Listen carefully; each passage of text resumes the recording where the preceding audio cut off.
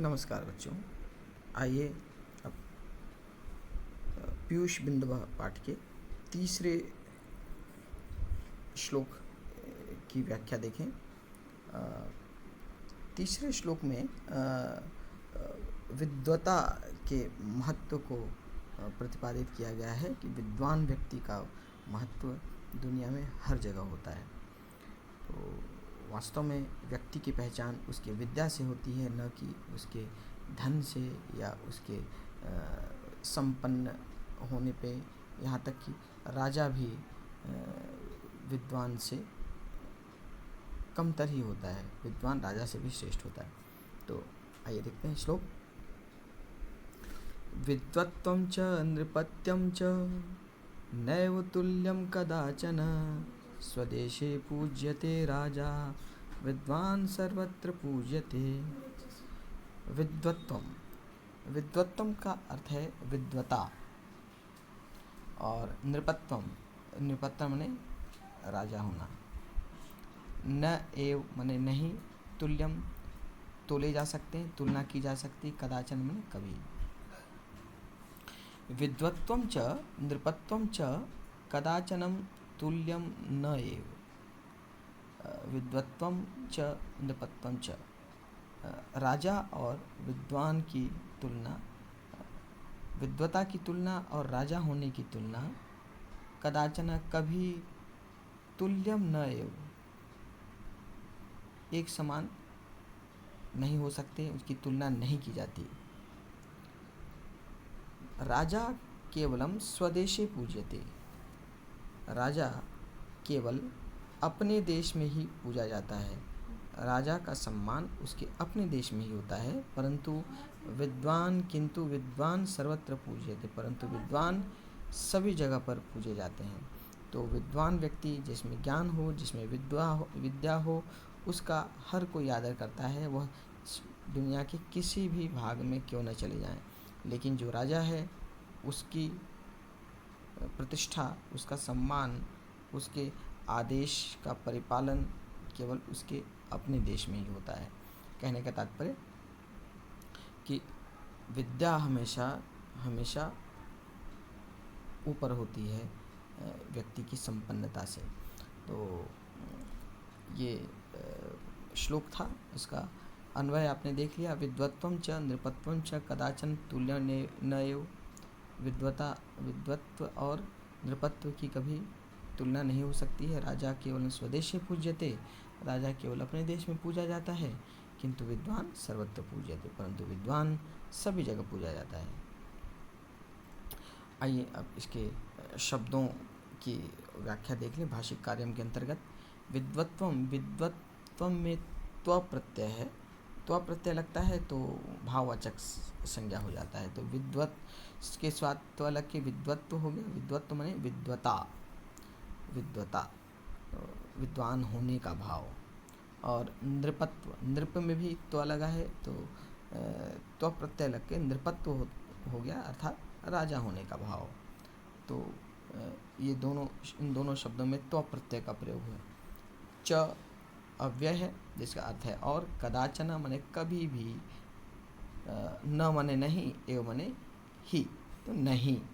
कदाचन कभी, कभी नहीं, कदाचन न एव कभी भी नहीं। तुल्य माने तुले जा सकते हैं, तुलना किए जा सकते हैं।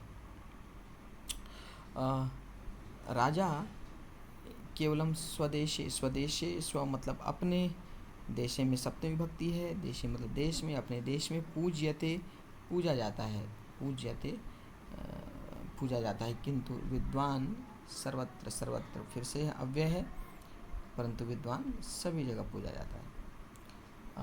इसके अलावा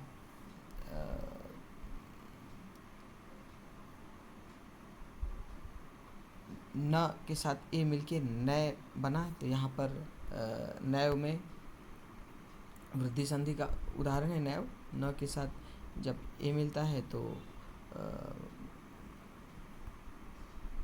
अ के साथ ए मिलता है तो उसके मात्रा की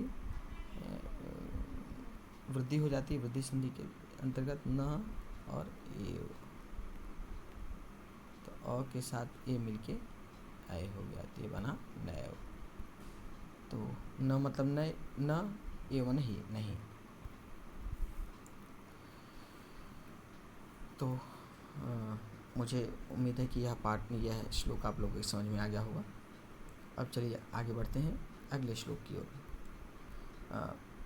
उद्यमः साहसः धैर्यं शक्ति विद्या पराक्रमः एते षड् यत्र तिष्ठन्ति तत्र देवः सहायकः।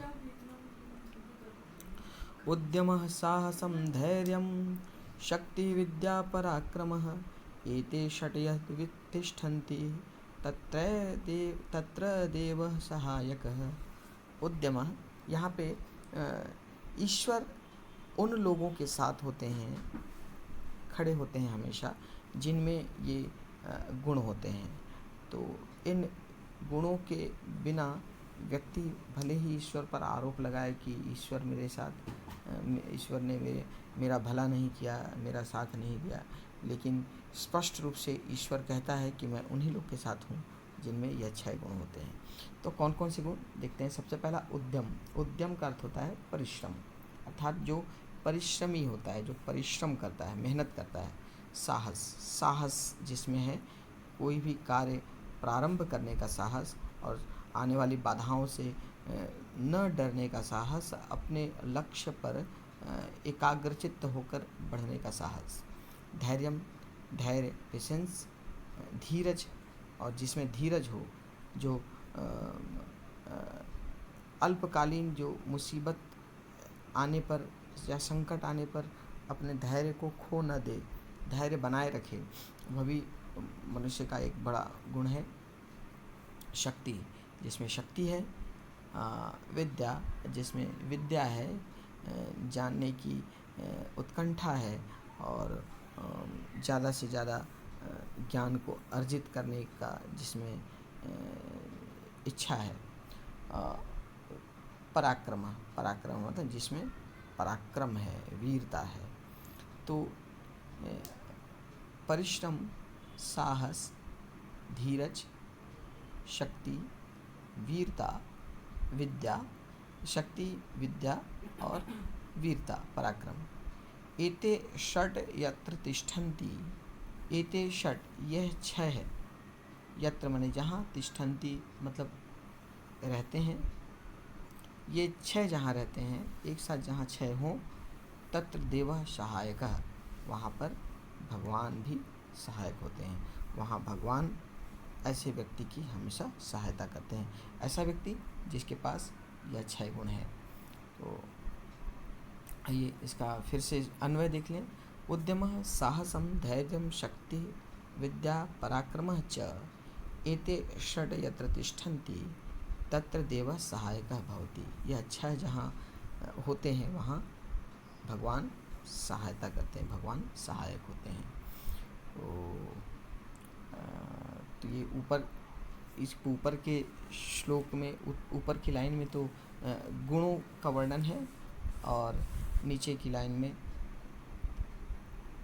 एते षट् यत्र तिष्ठन्ति, एते षट्, एते चूँकि षट् है मतलब बहुवचन है, इसीलिए यहाँ पे एते हुआ, एषः एतौ एते, एषः एतौ एते, या बहुवचन, एतत् का बहुवचन एते, षट् मतलब 6, तिष्ठन्ति मतलब रहते हैं, स्था का प्रथम पुरुष बहुवचन, तिष्ठन्ति ये पूरा वाक्य बहुवचन में है। ये 6 गुण जो है वो बहुवचन में है, इसलिए क्रिया भी बहुवचन में हो गया, तिष्ठन्ति।